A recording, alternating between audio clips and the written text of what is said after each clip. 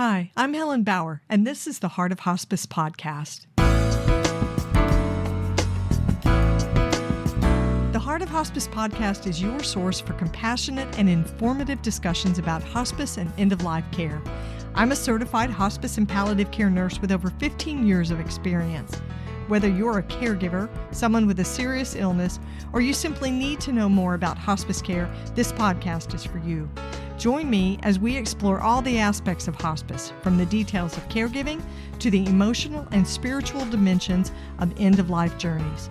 For more resources and to connect with me, visit theheartofhospice.com and find us on Facebook, Instagram, and LinkedIn. Keep listening for today's episode.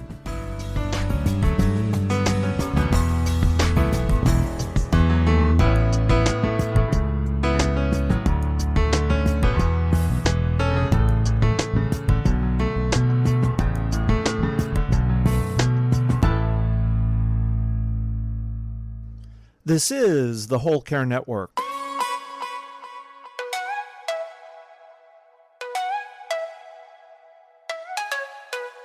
Helping you tell your story one podcast at a time. Content presented in the following podcast is for information purposes only. Views and opinions expressed in this podcast are solely those of the host and guest and may not represent the views and opinions of the Whole Care Network.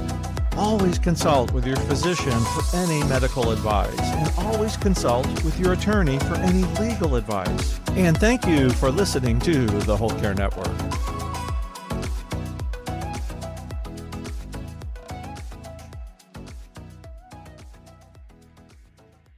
This episode is sponsored by Hospice Navigation Services.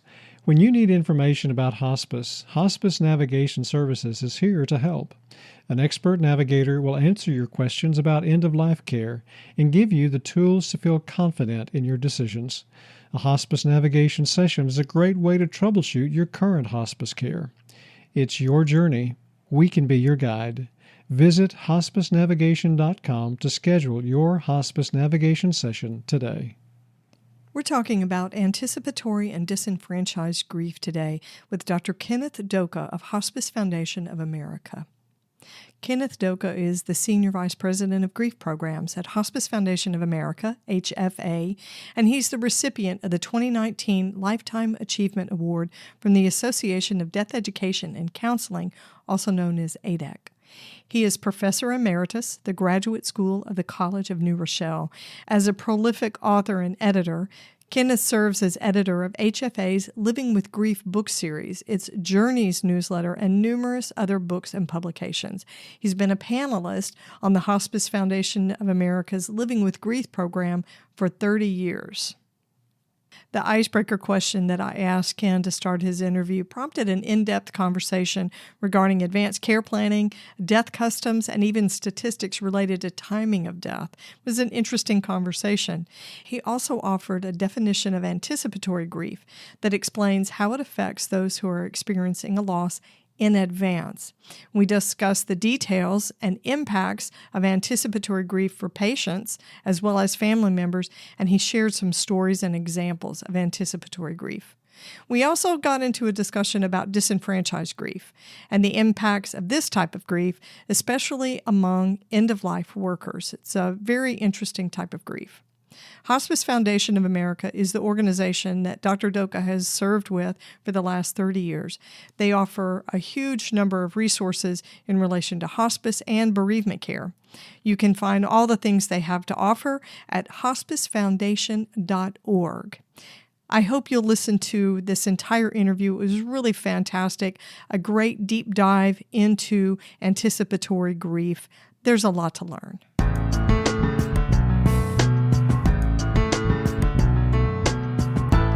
Dr. Doka, welcome back to the Heart of Hospice podcast. It's great to have you back.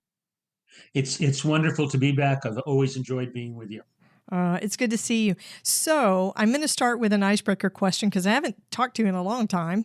But, of course, I don't send these questions with your group of questions that I send prior to the interview. So this one's a surprise. Okay. Tell me an end-of-life wish that's part of your advanced care plan. End of life wish. That's part of my advanced care. Um, that's a tough one. Um, well, one of the things I've said is that I, I've really I've done an advance directive where I've said everything that I would like, but I also told my son, who's my only heir, my only my and daughter-in-law, to do what they think is important at the end, and not to be bound by my wishes. And I always suspect that I'll end up living a little bit longer than I may have wanted to, but but who knows? My son may surprise me, and maybe not. But but I think it's important that, and I've argued with some colleagues in the field that he have the freedom to make. He knows my wishes, but that he has the freedom to make the decisions that he wants to make, rather than regretting. So it's a kind of this kind of situation. I always like that about when my mother and I had done her advance directive after my father died. We couldn't do an advance directive with my father because my father was never going to die. Um, Right, right. but he died. We did one with my mother, and I always remember uh, we decided to keep her alive a little bit longer, and we had this physician who had met her unconscious and was saying, "Well, I read your mother's advance directives, and this is what she would have wanted." They wanted to terminate treatment right away. And I said, I wrote those advance directives to my mother. How many conversations have you had with her? Oh, And and he just kind of got embarrassed and left. And then the attending physician was much more understanding. But my brother and sister and I felt we wanted to give her the weekend before we terminated treatment, and she actually died on Sunday naturally.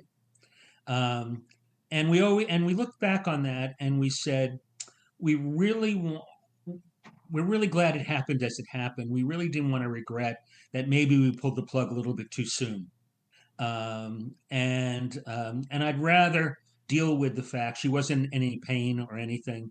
So I said I'd rather deal with the fact that that that I'd question whether we kept her alive longer. We had no questions about that. She died, as I said, naturally on Sunday, and this was a decision that was made on Friday. And I think I felt good about that. So I wanted to give my son the same freedom, and he knew the story of my mother, so I gave him freedom to make that decision.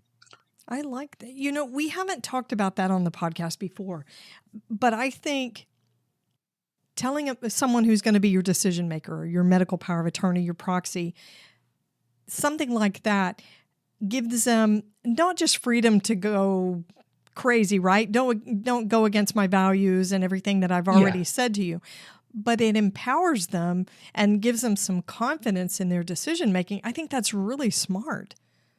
Yeah, I liked it too, and as I said, I think it's important to give that, and I felt even if I live a day or two longer than I may have wanted to, we always make sacrifices for my children. That'll be my last sacrifice. Right. This is what we do for each other, right? But it's funny because one time my son said to me, and my son's in his 50s now. Uh, he said, Dad, when if there is he's a believer. He believe he's raised Lutheran. He said, if there's an afterlife, try to give me some kind of signal or some kind of sign. And I laughed and I thought, because my son is always one to say, oh, if you're going down that, pick up this for me or pick up that for me. And I always thought, even when I die, I have a chore. You have that one, that's one less thing left on your eternal to-do list. I still have a chore to do for him. That's hilarious. I thought that's classic. Well, I mean, let's face it, this is kids, right? Yeah. Doesn't matter how old they are. Yeah. They're still asking something from us. I really like that. That icebreaker question ended up being a great topic of conversation when it comes to advanced care planning, because there are caregivers who finish that caregiving responsibility or role and they have a lot of regrets. Yeah. And I didn't want him to have that. And we didn't have that when my mother died. That's wonderful. So I have to ask, did you have those regrets when your dad died, since he was, never going to say die with you? No, he was in hospice care at the end, and his death was very peaceful, and hospice did a really fine job with him. And I mean, ultimately, I think we fought. My dad was one of those ones, keep me alive as long as possible, Yeah. um, and there was a lot of denial with him, about death and dying in his own way. He was a wonderful man.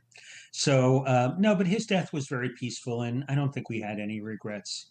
Um, my sister, the day he was dying, we kind of all, my mother called and said, I think he's going to die today. He was, and so we used to take turns taking care of him during the week, but all three of us descended on the house, and we stayed with him all day and reminisced and talked, and it was and then about 11 o'clock that night, he said, "You all should go to your rooms."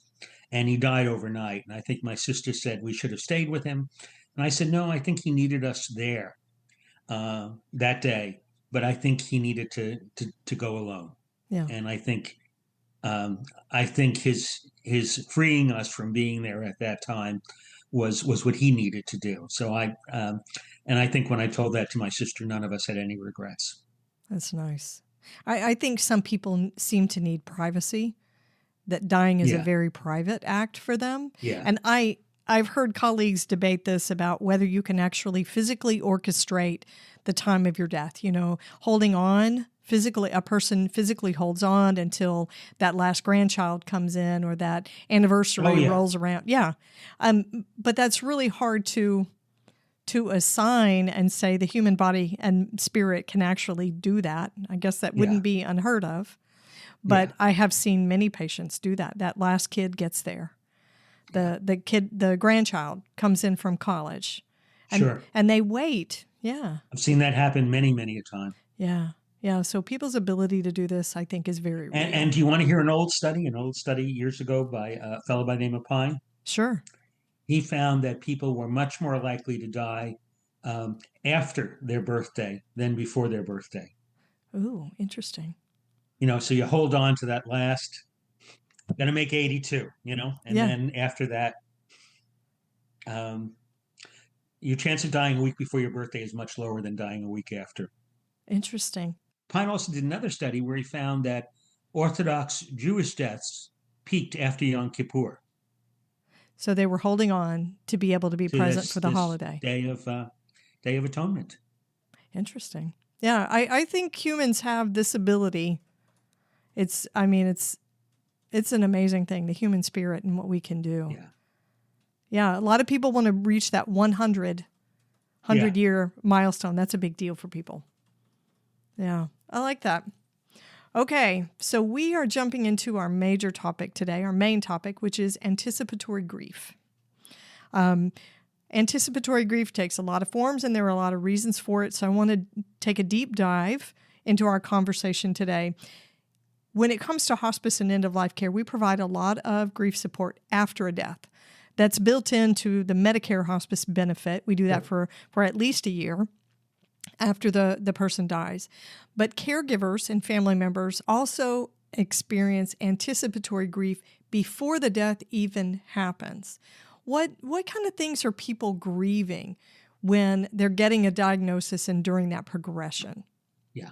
And that's a really good question, because the old understanding of anticipatory grief was that people were anticipating their death or the death of a family member and grieving as if the person were already died.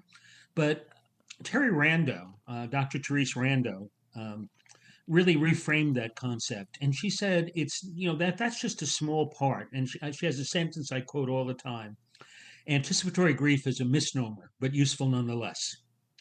And what she means by that is what you're grieving is not just the anticipation of a future death with a life-threatening diagnosis, but you're also grieving all the losses you experience in between. Think of all the losses that connect with an illness.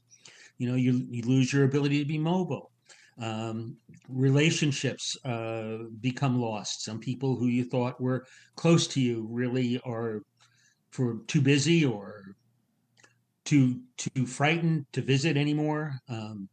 So friendships change, so you're dealing with a multiplicity of losses that exist, and so you're grieving all the losses, including the anticipation of grief, of death. But there's lots of losses you experience. Just to give you an example, I had a good friend of mine many years ago died of ALS, Lou Gehrig's disease. Horrible way to die. Probably can say there's not too many great ways to die, but that's one of the more gruesome ways, where you essentially lose muscle control. Yeah. And when I talked to him one time, he said he said when he lost the control of his arms and he couldn't move his arms anymore, he said, to me, the worst thing is I can't hug my children anymore. He had 2 young adolescent children at the time. And after his death, his wife said to me, she said, even worse than Kurt dying was the fact that he couldn't speak anymore. And he had been a wonderful conversationalist. We met the family at a camping trip where we just sat around a campfire and just engaged in a conversation for a couple of nights. And he was fascinating. He was innovative thinker. He had interesting ideas. He was very respectful, always liked to hear what you had to say. And I could see the end of those conversations would be something you would mourn.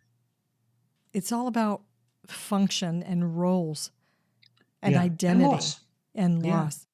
And think of how those change throughout the entire course of an illness. Yeah. Yeah. Your body, you can't trust your body anymore. Yeah. Loss of strength, loss of how you see yourself. I remember one of the very first hospice patients I ever had was a gentleman who ran a ranch.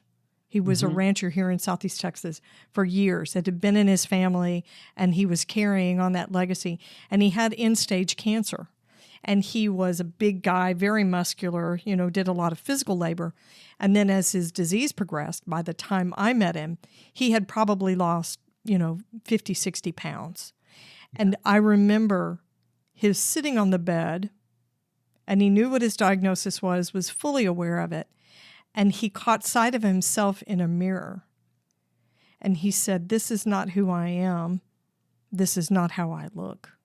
And he showed me a photo, and it was a drastic change. And that's grief. Yeah. Yeah. He wasn't who he used to be. Yeah. Yeah.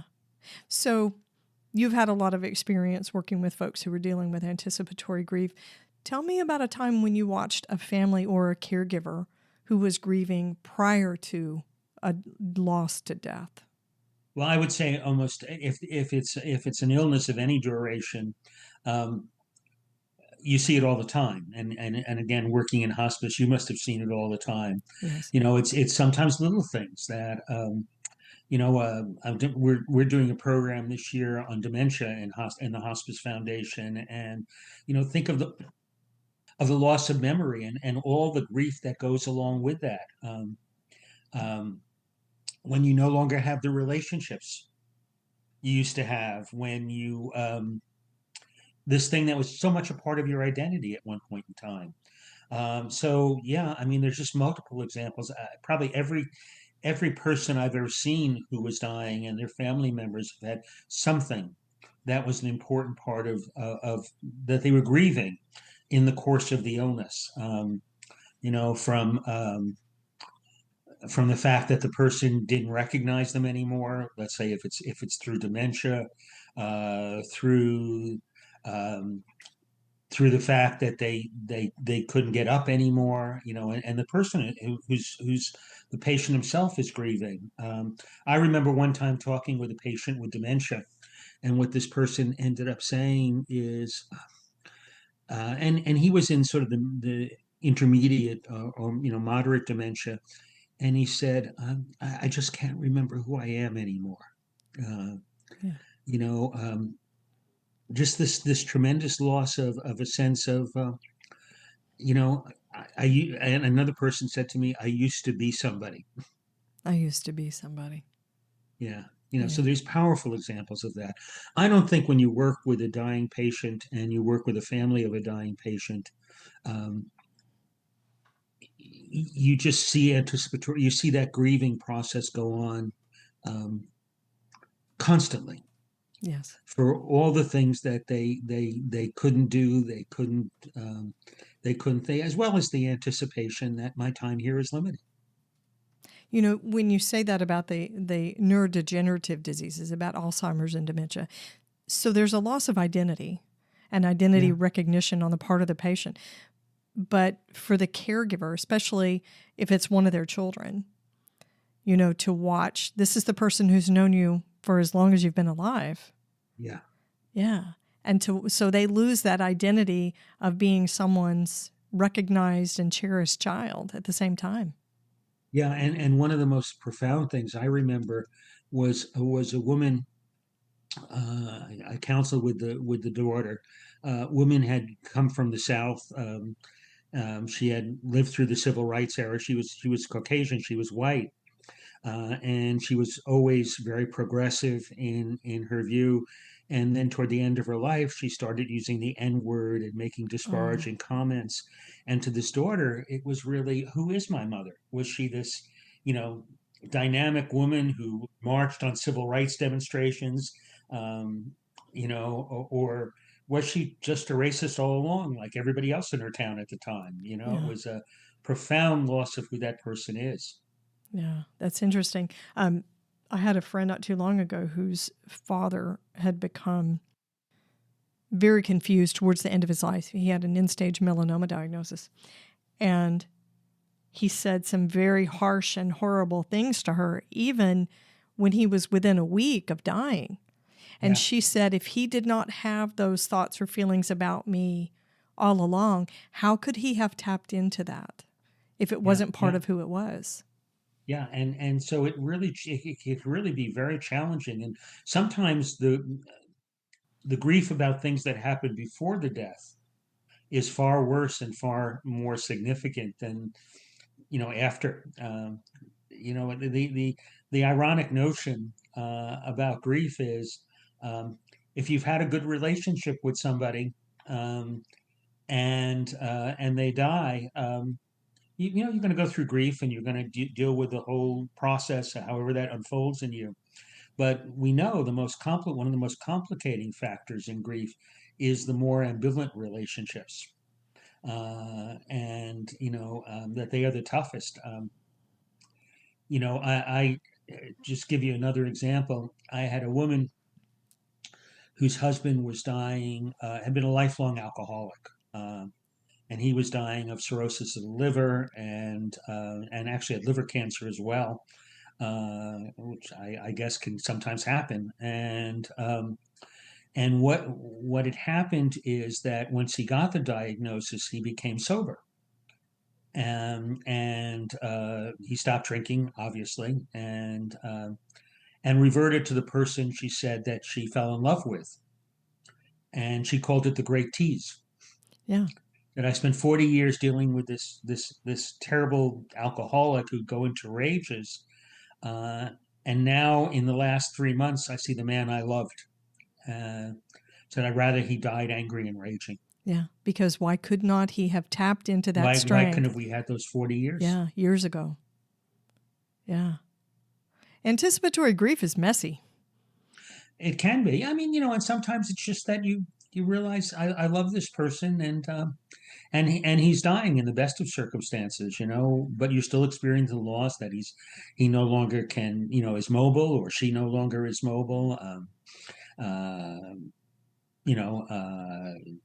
Even in cases where there's not dementia, you just see the physical decline and the inability of the person to do things, and that's hard to experience, and it's hard to witness. I am loving this conversation, but we're going to take a break right now. There's more to come. This episode is sponsored by Hospice Navigation Services. If you or someone you care about is dealing with a life-limiting illness, you need a guide. Hospice Navigation Services is here to help you get the best end-of-life care possible. We understand the importance of personalized, experienced support. Hospice navigators provide one-on-one support over the phone or through video calls to guide you every step of the way. They'll answer your questions, explain what hospice care looks like, and give you the tools to feel confident in your decisions. Whether you're planning ahead or you have an urgent need, Hospice Navigation Services helps you and your family understand your options for end-of-life care. A hospice navigation session is a great way to troubleshoot your current hospice care and get answers to your questions. You don't have to go through this alone. You deserve compassionate support and guidance for your end-of-life experience. Hospice Navigation Services can be your guide. To book your hospice navigation session and receive your free guide to end-of-life care, visit our website at hospicenavigation.com. It's your journey. Hospice Navigation Services can be your guide. So I want to branch off into disenfranchised grief. Oh, okay. Because that's a big thing. And I don't know. I'm beginning to think that if you're a hospice professional or an end-of-life worker, you are a disenfranchised griever. Very often. Yes. Yeah. Well, let's define it. Disenfranchised grief refers to a loss that others don't acknowledge, that you can't publicly mourn, that's not socially sanctioned. So if you're and just to give you a little history on that concept, the first study I ever did was a study on that I didn't even use the term there, was a study on ex-spouses. What happens when your ex-spouse dies? Right. And two of the things from this, now remember, this study was done in the early 80s. This was done almost 50 years ago, or at least 45 years ago. One of the things that's really interesting about that study is when we started talking to these women, mostly women. It was one guy in our sample, but most women outlive men, so right. Usually it was women. They would say things. They would compare the grief of divorce to the grief of subsequently losing. Now, if you looked in an index in those days, I don't know if you remember the academic indices that existed before Google Scholar, but they actually had these books where you could find studies on topics, and one of these, and if you look for grief and divorce, you wouldn't have found anything. You would have found the social psychological sequelae of divorce, but nobody would have ever said grief. Right. But these women who were experiencing it were saying, "I grieve when we got divorced," and then again, for many of them, not all, but for many of them, there was subsequently grief when the person died. So I thought that's interesting. I said, well, let me. I'd like to go further into this thing. That you have a loss, but others don't acknowledge it. And again, you could be married for 25 years to somebody. They could have been the person who brought you to the high school prom. You can have this long relationship with this person. So I said, well, what about the other end of that triangle? What about if you're involved in an extramarital affair and your lover dies? What do you do with your grief there? Well, you'd be surprised how hard it is to find that sample. So I ended up broadening it to people who are involved in intimate dyadic relationships without benefit of marriage. So now remember, this was in the early 80s, so we looked at gay couples who, of course, were not given the opportunity to marry in those days anywhere in the United States and anywhere in the world probably at that point in time. This is 50 years ago. And we looked at people who were engaged but hadn't married. We looked at people who were in long-term relationships without marriage. There's just some living together, some not. But just all these array of relationships where you have an intense sexual dyadic relationship, but not for one reason or another, it wasn't married. And they all talked about the fact that they had a significant loss in their life, but nobody acknowledged it, or they couldn't even share it. Right.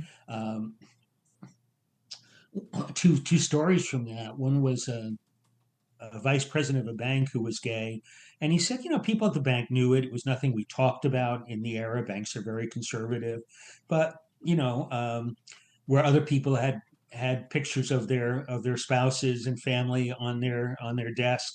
I had a picture of the two of us, arm in arm, holding up fish from a fishing trip we took to Canada. Yeah.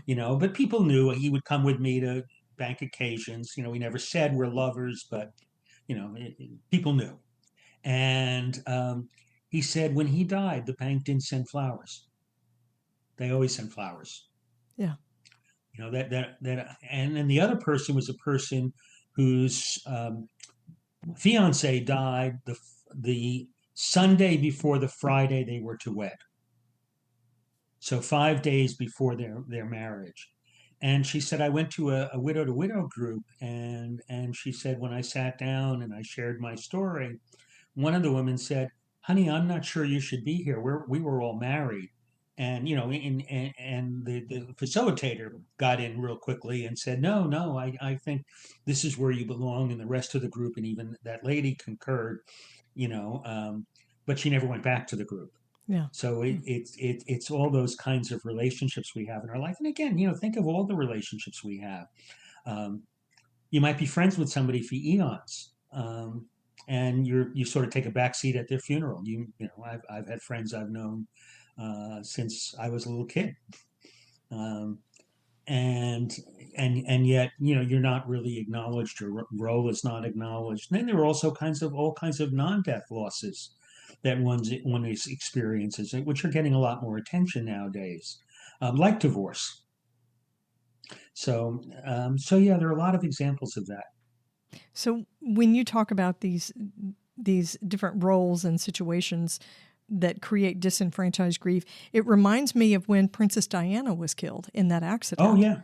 Millions of people all over the world had never met her, never spoken with her, didn't know her personally, didn't know her innermost thoughts, and yet all over the world, people were grieving her death. Yeah, and you see that in so many celebrity deaths. Yeah, there's an attachment. An attachment. Yeah. Or again, it doesn't even have to be human. Think of the attachment we have to our animal companions, our pets. Oh, yeah. I never thought about that being disenfranchised, but I would say that that's becoming a lot more mainstream supported. That is. There's a Hallmark card for that. Yeah, a fascinating study. Yeah, well, it's funny you mentioned Hallmark cards, because once somebody did a doctoral dissertation in which they looked at the measure of enfranchisement as being, when is there a Hallmark card for that? Yeah, that's the gauge for it. Hallmark, and it was really interesting. They can give a date when you found the first cards about perinatal loss, or pet loss, or divorce. Yeah. You can actually say this is when there was at least a level of recognition by this card company that this is a loss that people experience. But again, people will tell them your gerbil died, and I don't think you get too much sympathy. Oh, no. Tell them your pet snake died? Nothing. Yeah. Crickets. So yeah, there's a lot of discussion, at least on the people that I follow on social media who are working in the grief space, about how we're getting grief support wrong. We can't seem to say the right thing. We're not providing people with what they need. It's socially awkward to the point where I think we become so critical, it almost seems like a culture of shaming. Yeah. Right? If you just can't think of what to say, then you need to learn to say it. And it's, don't use battle language about people with cancer, and don't say, I'm sorry for your loss. It's to the point where it's just a little critical. So how do we tell people how to get grief support right without coming across as being so judgmental about how they're trying to provide it? And I think to me the basic principle is, in whatever your comments are, acknowledge the loss. Don't try to band-aid it. Right. She was 87, so she lived a long life. Well, yeah, but right. I would have liked her to live another 13, 14 years. Yeah, she's in a better place. All the classics. She's in a better place, Yes. I always think of one of my friends who was at a funeral where the pastor said she'll be in a better place, and the friend kind of looked at the group and said she's being buried in Greenwich, Connecticut, which I thought was a sarcastic but lovely comment. dealt with my sense of humor. There's such an assumption of where people are Yeah, after yeah. they've died. I think just to say, and I think saying I'm sorry or what can I do, or not even saying what can I do, just sometimes s- saying what you can do is really helpful. Yeah. So, if you, rather than saying if you need anything, saying, look at, your son goes to basketball practice same time as my son. I can always pick him up whenever you need him. Right. If you need the time or something, you need time alone. Yeah. It's being available, and really kind of sometimes just allowing to say what you can offer. One of the techniques I do in my grief counseling is I ask people to make a list of their support system, and I say, "Are you sure you got everybody on it? People at work, people in your faith community, people in organizations you belong to. Children. Don't forget children." And then I'll ask them when they got this list to put a D next to people who are really good doers, Oh, yeah. an L next to people who are really good listeners, and then an R next to people who are really what I call good respite people. These are the people you can go out to, you can see a movie, you can have dinner, and they're never going to say to you how you're really doing because they hope against hope you don't talk about it. But that's their gift to you. Their gift is to giving you a respite. That they're not going to, and that's a great gift too. It's an equal gift to the other two. Uh, and sometimes people say, my problem is I made my list and everybody's a good listener, but nothing gets done. Yeah. Or Yeah. I'm using I'm asking my doers to listen and my listeners to do, and I'm not getting heard, and I'm not getting anything done. Or they get angry at the respite people without realizing, no, these people have their own valuable role. You just have to understand their limits, and you just have to understand what they can do and what they can't do for you. But grief is hard work, and like any hard work, you need time away from it. Yeah. I love that system. I love that system to reflect a little bit and to think Yeah. about it. Yeah. Yeah. Okay. So I want to ask you personally, as a griever, what kind of support do you find to be most helpful and comforting to you? Well, again, I find all three. Um, depending on my need. And I think that's the thing. We all need respite. We all need people to listen to us. We all sometimes may need people to do things for us that we just don't have the energy or ability to do. And to me, I guess the answer is a balanced support system, a support system where I know who I can ask to do certain things that I need at this moment. Do you think that holds true for everybody, that each griever needs a doer, a listener, and a respite?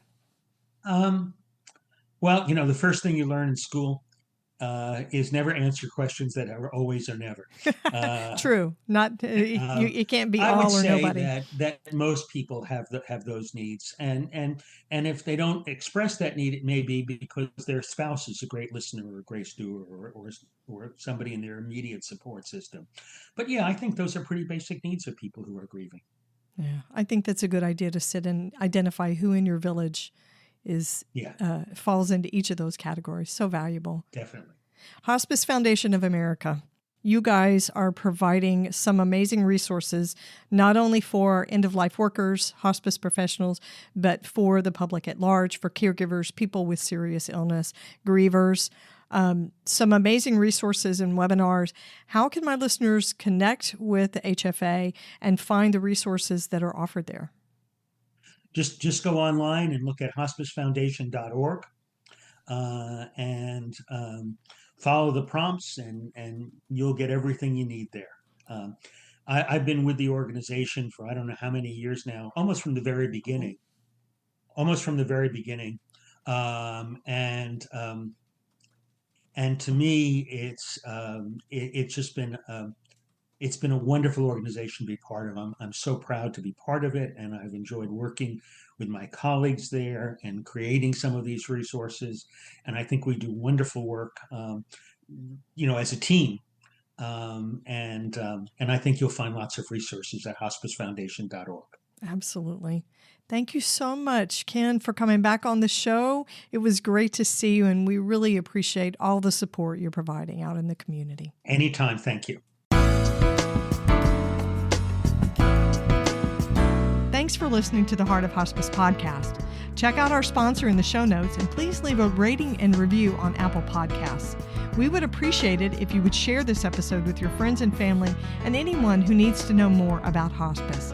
Connect with us on Facebook, Instagram, and LinkedIn. And remember, no matter who you are or where you are in your hospice journey, you are the heart of hospice.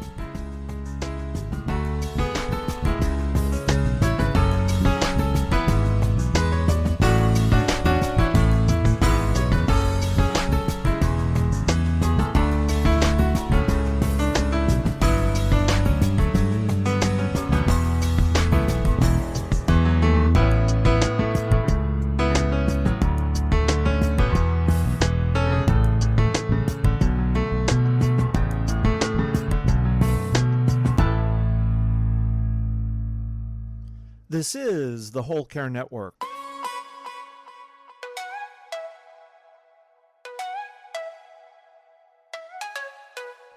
Helping you tell your story one podcast at a time.